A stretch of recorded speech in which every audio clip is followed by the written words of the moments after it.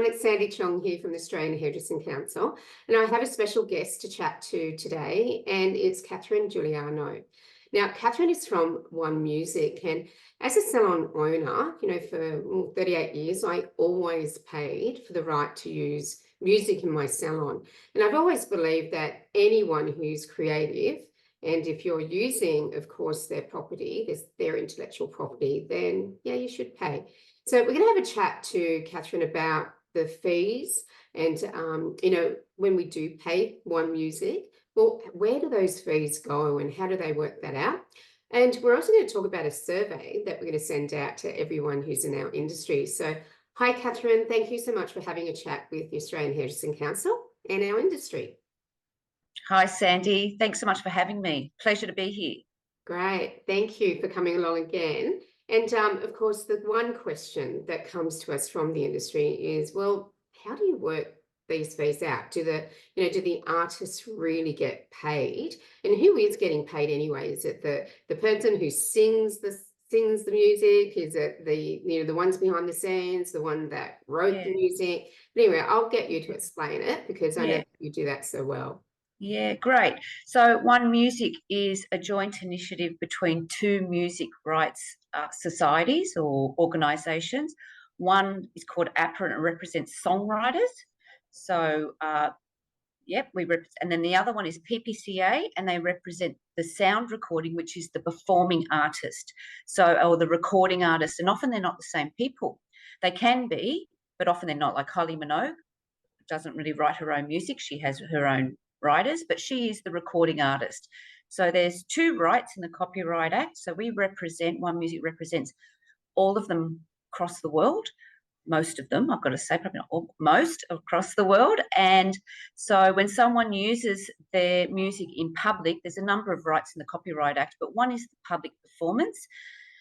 People who use music in a business must seek permission from songwriter and recording artist to do that, and we represent that by way of a license agreement. So we provide that. Is it like a service, I guess, rather than having to go to each and every single copyright owner?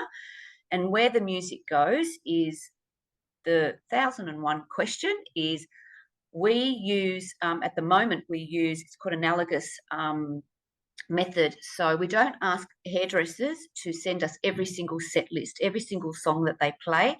It would be impossible, and administratively impossible as well. So what we do, we base it on a number of methods. One is radio airplay. So we say what is on the radio could be what's played in hairdressers. We also use digital services, the streaming services such as Spotify, their playlists or their streams. So we say yes, a lot might be using those services. So we do that. And we also have a device called Odoo, which individual hairdressers can use. It's free to use. It's a little device that's plugged in and it fingerprints the pieces of music so we can directly distribute what you're playing in your hairdresser if you would like that device. So we're trying to get more accurate distributions that way. And so to just confirm, because I know there's always confusion here. So if you are playing radio in your salon, then you still should pay, for the copyright to use the music in your salon, and also to Spotify. So if you're using Spotify or radio, then yes, you should be paying for your music license of usage. And so the other thing too, just to let everybody know, that's really interesting because we always wonder, how do you know who to pay? And I know that we've worked with you with an infographic, which we're going to make sure that we certainly share with, the industry and our members.